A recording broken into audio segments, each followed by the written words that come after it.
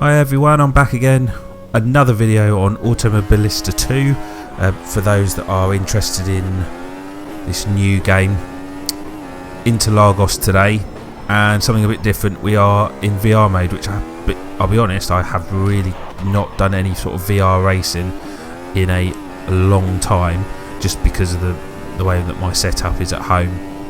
It's not allowing me to do it, but I've managed to sort of get my head around it because I really wanted to try this game out in VR mode with my Oculus Rift.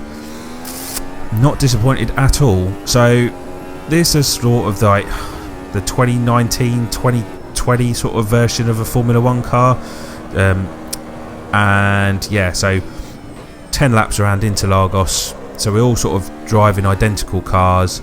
Again, they're sort of made up, they're, you know, bog standard liveries. There's nothing special at all. However, this game has completely come alive in VR mode, totally come alive, and I just really wanted to show you just sort of how actually good it looks under certain sunlight, you know, the way that the sun comes through the clouds. Just also showing you Interlagos itself as a track, just how good this is. You know, this isn't, as far as I'm aware, laser scanned. This is literally just probably, yeah, just taken from mapping and things like that. And you can just sort of see just how good and realistic this is. However,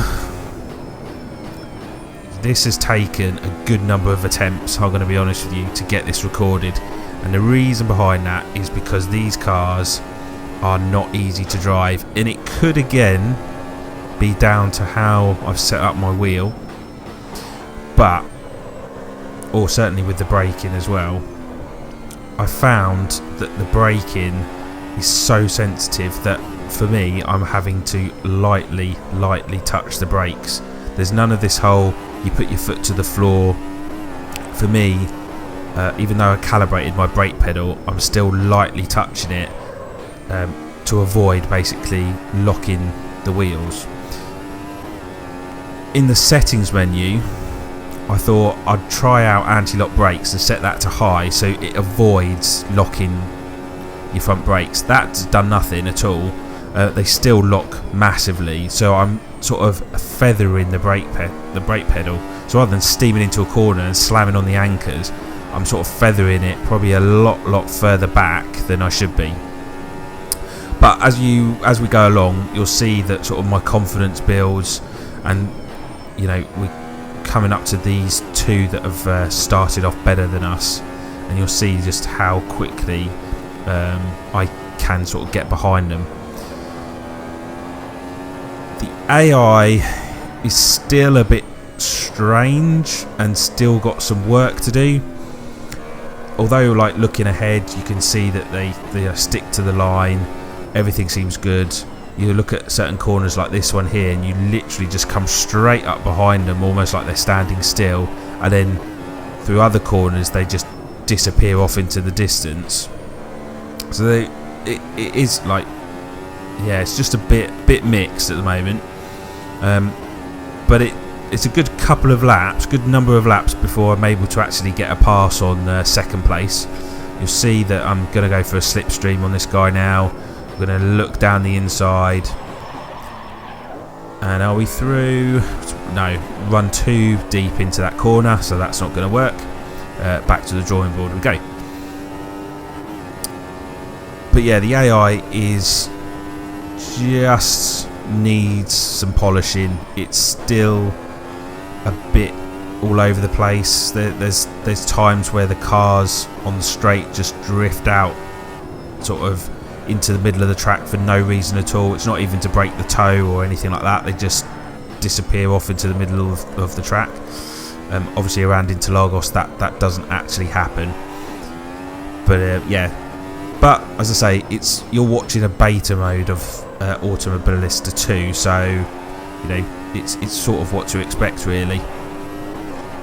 But I'm going to leave you now for a couple of laps so you can listen to the car, and yeah, sort of just not me babbling on basically. So yeah, I'll see you in a minute.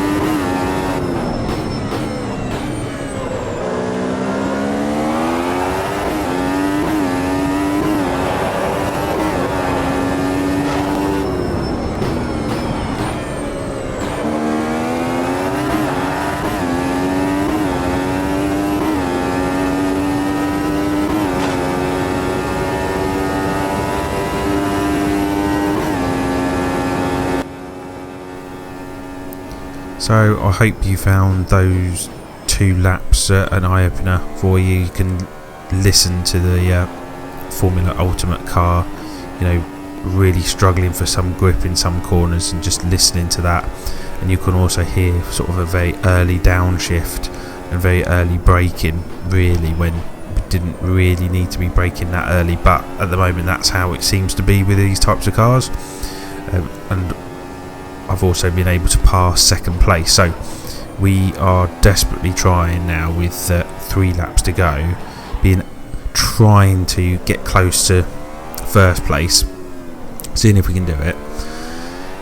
It's also worth noting that actually, due to the VR display, the screen is not 100% showing. So on the right hand side of the screen is actually my fuel consumption and tyre temperatures. Those are actually missing from what you can see, but I'll sort that out in the near future when it comes to it. But as the sun sets now onto Interlagos, every lap we've got it like on ×4, I think, so we're getting some different shades of colour coming from the sun. As we're slightly slower again, but we're not that far off from finishing. So yeah, going on, Codemasters have really got to pull their finger out, because in VR mode it can be done, and there's no reason why Codemasters can't do that. Their franchise is certainly showing its age, and it just really needs rehashing. It's just, people buy it because it's an official license, but overall it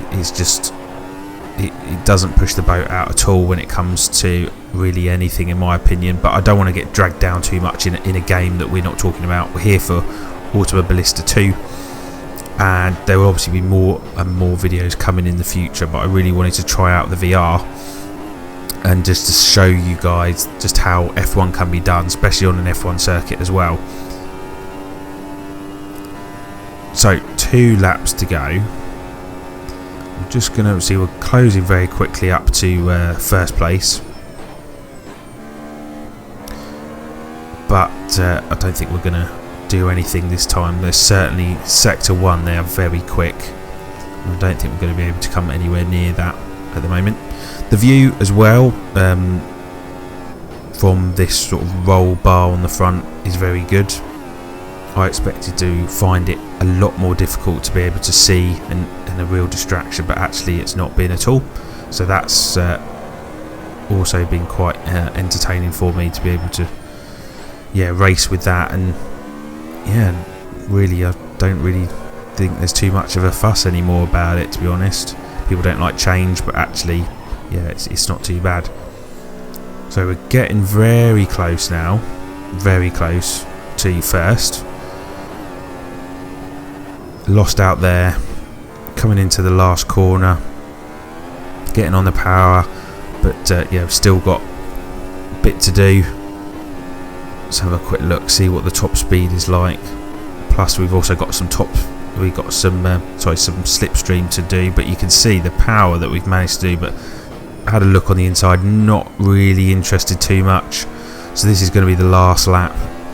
I'm quite interested, guys, in what you have to think about this video and what you think about the VR and certainly the Formula Ultimate. What's your impression of this all?